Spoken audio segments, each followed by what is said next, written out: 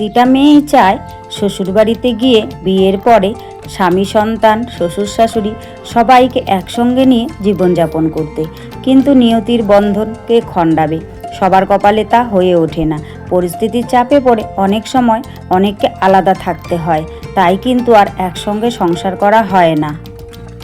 তবে কি জানো তো বন্ধুরা, একসঙ্গে সংসার করার মজাটাই কিন্তু আলাদা। তার মধ্যে ঝগড়া ক্যাচাল দ্বন্দ্ব দ্বিধা সে তো আছেই, সে লেগেই থাকে। তার মধ্য দিয়েও আলাদা কিন্তু একটা আনন্দ পাওয়া যায়। সেটা আমি আগে কখনো বুঝিনি। যখন থেকে আলাদা থাকতে শুরু করেছি, মানে শ্বশুর শাশুড়িকে ছেড়ে গিয়েছি, তখন বুঝতে পারছি যে একসঙ্গে থাকার মজাটাই আলাদা। আসলে কি বলো তো, ঝগড়া ক্যাচাল হতো, কিন্তু তার মধ্যেও জানি না কেন আলাদা একটা সুখ মিলত। কিন্তু এখন আলাদা হয়ে যাওয়ার পর সেই শান্তিটা যেন আর ফিরে পাই না। মনে হয় একসঙ্গে থাকলেই ভালো ছিল, কিন্তু কি করা যাবে, ওই বললাম না, সবার কপালে তো আর সব কিছু জোটে না। তাই পরিস্থিতির চাপে পড়ে আমাদেরকে কিন্তু আলাদা হয়ে যেতে হয়েছে। আমরা সন্তানকে নিয়ে আমরা আলাদা থাকি, শ্বশুর শাশুড়ি আলাদা থাকে দেশের বাড়িতে, আর আমরা থাকি বাইরে। কিন্তু কিছু করার নেই, এটাই যেহেতু জীবন, তাই মেনে নিয়েই সবাইকে চলতে হয়। দেখো মা সকাল সকাল ফুল তুলে নিচ্ছে, আর এই ফুল তোলা ঠাকুর দেওয়ার কাজটা কিন্তু মাই করে। যাই হোক, শুভ সকাল আমার প্রিয় বন্ধুরা, সকলে কেমন আছো? আশা করছি যে যেখান থেকে আমার এই ভিডিওটি দেখছো সকলে ভালো আছো, সুস্থ আছো। আর আমরাও খুব ভালো আছি।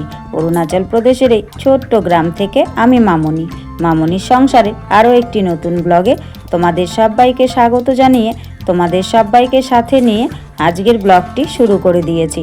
আমি আশা করছি আজকের ব্লগটিও তোমাদের খুব ভালো লাগবে। এখন বেলা বাজে সকাল 7:30, আর এখন থেকে আমি তোমাদের সবাইকে সাথে নিয়ে আজকের ব্লগটি শুরু করে দিয়েছি। যারা নতুন এসেছো, আমার ভিডিওটি যদি ভালো লাগে প্লিজ একটি লাইক করে চ্যানেলটি সাবস্ক্রাইব করে আমার পাশে থেকো। আর যারা আগের থেকে আমার পাশে আছো তাদেরকে আমার অসংখ্য অসংখ্য ধন্যবাদ। ঘুম থেকে এখন উঠিনি, ঘুম থেকে উঠেছি অনেক আগেই। ঘুম থেকে উঠে বাসি কাজকর্ম সব সেরে নিয়েছি, সেগুলো আর তোমাদের সঙ্গে শেয়ার করলাম না। তারপর চা করা থেকেই কিন্তু আজকের দিনটা শুরু করছি। আর দেখো মোটামুটি ভাতটা বসিয়ে দিয়েছি। তারপর এখন সবজি ধুতে চলে এসেছি কলতলায়। আর এগুলো হচ্ছে চিচিঙ্গা বটি করব। সে কারণে চিচিঙ্গাগুলোকে সুন্দর করে কেটে নিয়েছি। অনেকে এটাকে দুধকুশিও বলে, আমরা এটাকে চিচিঙ্গা বলি। তো এটাকে জানো তো লবণ দিয়ে একটুখানি কষলে নিচ্ছি, তাহলে ভাজাটা করতে খুব ভালো হয় আর কি। আর যদি লবণ দিয়ে কষলে নেওয়া না যায় তাহলে চেয়ে চেয়ে থাকে, সে কারণে লবণ দিয়ে একটু কষলে নিলে বেশ ভালো করে মজে যায়, আর ভাজাটাও বেশ ভালো হয় জানো তো। সে কারণে এটাকে করলাম কি, লবণ দিয়ে কষলে নিচ্ছি। আর একদম চলে এসেছি জানো তো কলতলায়, কারণ এখানে শুধু এটা নিয়ে আসিনি, সঙ্গে কর্তামশাই মাছ নিয়ে এসেছে। আজকে নিয়ে এসেছে রুই মাছ। তো মাছগুলোকেও ধুতে হবে, আর ওগুলোকেও ধুতে হবে, ঘরের মধ্যে ধোবো। তো ভাবলাম যাই হোক সবগুলোকে নিয়ে চলে আসি কলতলায়। তো এখন দেখো মাছগুলোকে ধুয়ে নিচ্ছি। আর যেহেতু এগুলো রুই মাছ, মাছটা বড়, তো সে কারণে এগুলোকে ধুতে তেমন একটা সময়ও লাগবে না, তেমন একটা পরিশ্রমও লাগবে না, কারণ কাটা বাছার কোনো ব্যাপার নেই, শুধুমাত্র ধুলেই হয়ে যাবে। একটু ভালো করে আঁশ টাশগুলো দেখে নিতে হবে, কারণ এই মাছগুলো যদিও ওরা আঁশ ছাড়িয়ে দেয় না, তবুও কিন্তু কিছু কিছু আঁশ রয়ে যায়, সেগুলোকে ভালো করে একটু খুঁটিয়ে খুঁটিয়ে ধুতে হয়। এই যা ধোয়ার কাজটাই, আর কাটা বাছার কাজটা থাকে না। তো রুই মাছ এনেছে বলে আমার বেশ সুবিধেই হলো জানো তো। ছোটো মাছ আনলে অনেকটাই অসুবিধা হয়, ধুতে ধুতে অনেকটাই সময় লেগে যায়, কিন্তু যেহেতু রুই মাছ নিয়ে এসেছে বেশ আমার অনেকটাই সুবিধে হয়েছে। তো আজকে রুই মাছের ঝোল করব, আর হচ্ছে এই চিচিঙ্গা বটি করব। আজকের মেনুতে কিন্তু এগুলোই থাকবে, আর তেমন একটা কিছু করব না। তো চলো তোমাদের সঙ্গে কথা বলতে বলতে আমি কিন্তু মাছগুলো ধুয়ে নিচ্ছি। আর মাছগুলো ধুয়ে নেওয়া হয়ে গেলেই চিচিঙ্গাটাও ধুয়ে নিয়ে একদম ঘরে চলে যাব। আর এরই মাঝখানে জানো তো আমার ভাত হয়ে গেছে। ভাতটাকে নামিয়ে রেখে আমি চলে এসেছি এখানে কলতলায়। আসলে কি বলো তো, ভাতটাকে বসিয়ে কলতলায় এলে পরে অনেকটাই সময় লেগে যাবে, ভাতটা গলে যাবে, তাই ভাতটাকে কিন্তু নামিয়ে তারপর এসেছি। তো চলো মাছগুলোকে আগে ভেজে নিই, ভেজে নিয়ে তারপর মাছের মধ্যে যে তেলটা থাকবে সেই তেলটা দিয়ে চিচিঙ্গাটা ভাজা করব। কারণ সকালের খাবার খাবে মাছ ভাজা আর চিচিঙ্গা ভাজা দিয়ে, সে কারণেই কিন্তু মাছগুলোকে আগে ভেজে নিলাম। আর ভেজে নিয়ে যে তেলটা রয়ে গেছে সেই তেলটার মধ্যে এখন চিচিঙ্গাগুলো ভেজে নেবো আর কি। আর চিচিঙ্গাটা আমি কালো জিরে আর কাঁচা লঙ্কা ফোড়ন দিয়েই করছি। আর এই চিচিঙ্গাটা না কালো জিরে কাঁচা লঙ্কা ফোড়ন দিয়েই বেশি ভালো লাগে। তারপর একদম মাছের ঝোল করে নিয়েছি, সেটা আর তোমাদের সঙ্গে শেয়ার করলাম না। তো দেখো মাছের ঝোলটা কিন্তু খুব বেশি ঝোল করিনি, বেশ একটু মাখামাখাই করেছি, করে নামিয়ে নিয়েছি। আমার রান্নাবান্না হয়ে গেছে, সকলে খাবার খেয়ে নিয়েছে, কিন্তু আমি জানো তো এখনও সকালের খাবার খাইনি। কালকে রাত্রির অল্প পান্তা ভাত ছিল, তো আমি না পান্তা ভাত খেতে খুব ভালোবাসি, মানে বিশেষ করে যদি মাছ ভাজা হয় সকালবেলায়, তাই মাছ ভাজা ছিল বলে পান্তা ভাতগুলো আমি খেয়ে নিয়েছি, সাথে একটুখানি পেঁয়াজ আর চিচিঙ্গা নিয়ে নিয়েছি। আর এদিকে দেখো কর্তামশাই আবার নিয়ে এসেছে সবজি, লেবু, ঝিঙে, চিচিঙ্গা, কাঁচা লঙ্কা আর একটুখানি কাঁকরোল, আর সঙ্গে এগুলো রসুন, আদা, পেঁয়াজ এগুলো নিয়ে এসেছে, কারণ সবজি বাড়ন্ত ছিল সে কারণেই। এরই মাঝখানে খাওয়া দাওয়া সব কমপ্লিট করে নিয়েছি। আর এই সবজিগুলো যে নিয়ে এসেছিলো সেই সবজিগুলোকেও সুন্দর করে কিন্তু গুছিয়ে জায়গা মতো রেখে দিয়েছি, রেখে টেকে দিয়ে সব কিছু একসঙ্গে বের করে নিয়েছি। আর জানো তো তারই মাঝখানে কিন্তু আমি গ্যাসটাও মুছে নিয়েছি, রান্নাঘরটাও মুছে নিয়েছি, সেগুলো আর তোমাদের সঙ্গে শেয়ার করলাম না, কারণ প্রতিদিন তো গ্যাস মোছা টোচাগুলো শেয়ার করি, আর হাতে তেমন একটা সময়ও ছিল না, তাই ভাবলাম যে না গ্যাসটাকে মুছে নিই, গ্যাস মোছাটা আর শেয়ার করলাম না। তো যাই হোক রান্নাঘর টর আমার সব কিন্তু পরিষ্কার হয়ে গেছে। তারপর চলে এসেছি কলতলায়। রান্নার পর দেখো কত বাসন বেরিয়েছে। আর আজকে সকালবেলায় জানো তো চায়ের বাসনগুলো ধুতে সময় পাইনি, সে কারণে চায়ের বাসনগুলোও রয়ে গেছে, ভাবলাম যাই হোক একসঙ্গেই মেজে নেব, তাই এখন একসঙ্গে কিন্তু আমি সব বাসনগুলোকে মেজে নিচ্ছি। আর রান্নার পর এই হাঁড়িটা কড়াইটা তো থাকবেই, হাঁড়িটা কিন্তু রান্নার হাঁড়িটা নয়, এটা কালকে রাত্রিরের হাঁড়িটা, কারণ রাত্রিরে যেহেতু হাঁড়ি মাজি না সে কারণে হাঁড়িটাকে কিন্তু মানে দুপুরবেলা করে যখন আমি বাসনপত্র মাজি তখনই মেজে নিই, তাই কিন্তু আমার হাঁড়িটা প্রতিদিনই থাকে।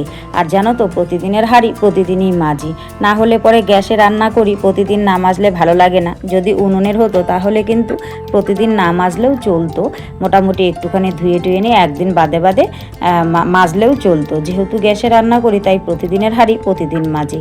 তারপর দেখো কড়াইটাকে মেজে নিচ্ছি, আর দেখি কড়াইটায় ভেতর দিকটা একটু কেমন দাগ হয়ে গেছে, একটু পুড়ে পুড়ে গেছে, তাই একটু জোরে বালি দিয়ে কিন্তু আমি ডলে পরিষ্কার করে নিলাম। আর এই বালিগুলো নিয়ে এসেছি আমাদের ওই নারকেল গাছটা যে আছে, নারকেল গাছটার গোড়ার থেকে, আর বালির সঙ্গে একটুখানি ছাইও মিশিয়ে নিয়েছি, তার সঙ্গে একটুখানি সার্ফ মিশিয়ে নিয়েছি, তাহলে না মাজতে গেলে বেশ ভালো কিন্তু পরিষ্কার হয়। সে কারণে এগুলোকে সব হচ্ছে ওই সার্ফ, ছাই, বালি সঙ্গে বাসন মাজা ভিমবার সব কিছু দিয়ে কিন্তু বাসনগুলোকে মেজেছি। আর দেখো বাসনগুলো কি সুন্দর চকচক করছে।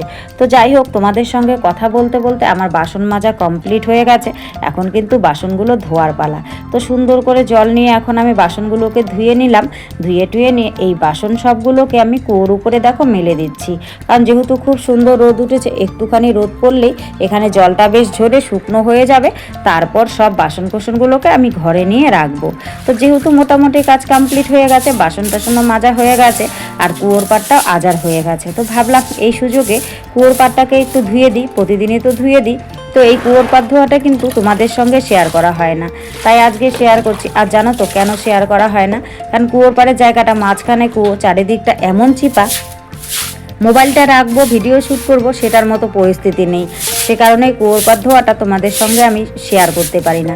তো আজকে তাও অনেক কষ্ট করে একটুখানি শেয়ার করছি। তো ওই দিকটায় সিঁড়িটা, রান্নাঘর থেকে নামতে যে সিঁড়িটা, সেটা আগে ধুয়ে দিলাম জল দিয়ে সুন্দর করে ঝাড়ু দিয়ে, এখন আমি এই কলের এই পিছন দিকটায় ধুয়ে দিচ্ছি। আর এখানে একটা বালতিতে একটুখানি জল রাখা আছে, এই জলগুলো দিয়ে মা ঠাকুরের বাসন টাসন মাজে, ওই যে দেখতে পাচ্ছ ঢাকনা দেওয়া আছে, কারণ সব সময় জল থাকে না, এই বালতিটা ভরে রাখলে পরে ঠাকুরের বাসনগুলো মাজার সময় জলের আর অভাব হয় না, তাই এই বালতিটা এখানে ভরে রাখা হয়। যা জল ধরে রেখেছিলাম স্টকে সব ফুরিয়ে গেছে কুয়োর পাড় ধুতে দিতে, পুরো কুয়োর পাড়টা দেখি ধোয়া হয়নি, তাই এখন কল পাম্প করে কিছুটা জল নিয়ে এনেছি, কারণ এইটুকু জায়গা ধুতে গেলে আমাকে এই কল পাম্প করেই ধুতে হবে, আর স্নানও আজকে কল পাম্প করেই করতে হবে। আর এখন কুয়োতে জল চলে এসেছে, যেহেতু বৃষ্টি হচ্ছে প্রায়, সে কারণে আর তেমন একটা কোনো অসুবিধা হচ্ছে না আর কি, কুয়ো থেকে পাম্প করে বেশ স্নান ধানগুলো হয়ে যাচ্ছে। আর এই বর্ষাটা আর জলের কষ্ট থাকবে না, আবার যখন বর্ষাটা পেরিয়ে শীতকাল পড়বে তখন কিন্তু আবার আমাদের জলের কষ্ট চলে আসবে। জানো তো আসলে আমাদের এখানে জায়গাটা এতটাই উঁচু, জলটা অনেকটাই নিচে নেমে গেছে, লেয়ারই পায় না, যতই তুমি প্রতি বছর মানে কুয়ো খোঁড়ো না কেন, তারপরেও জানি না কেন লেয়ার পায় না। তো যাই হোক এইদিকে দেখো চারিদিকটা ভালো করে ধোয়া হয়ে গেছে, এখন ড্রেনের মুখটা সুন্দর করে পরিষ্কার করে জল দিয়ে ধুয়ে দিচ্ছি। এই জায়গাটা ধোয়া হয়ে গেলে তারপর একদম বালতিটা ঝাড়ুটাকে সুন্দর করে জল দিয়ে ধুয়ে বালতিটাকে উপর করে রাখবো, ঝাড়ুটাকে একটুখানি রোদ্দুরে দিয়ে রাখলাম। তো তারপর দেখো যেহেতু মোটামুটি কাজ শেষ হয়ে গেছে, স্নান করব, তাই ভাবলাম স্নানের আগে একদম উঠোনটাকেও ঝাড়ু দিয়ে নিই। যদিও উঠোনটা তেমন একটা নোংরা হয়নি, তবুও আবার রেখে দেবো, তাই স্নানের আগে আমি এখন উঠোনটাকে ঝাড়ু দিয়ে এনেছি। তো যাই হোক বন্ধুরা, সব মিলিয়ে আজকের ব্লগটা তোমাদের কেমন লেগেছে অবশ্যই কিন্তু তোমরা কমেন্ট করে জানাতে ভুলো না। আর আজকের ব্লগে যদি কিছু ভালো লাগে তাহলে প্লিজ একটা লাইক করো, কমেন্ট করো, শেয়ার করো, আর আমার চ্যানেলটিকে সাবস্ক্রাইব করে এভাবেই আমার পাশে থেকো। সকলে ভালো থেকো, সুস্থ থেকো, তোমাদের পরিবারে সকলকে নিয়ে ভালো থেকো। তোমাদের সঙ্গে দেখা হচ্ছে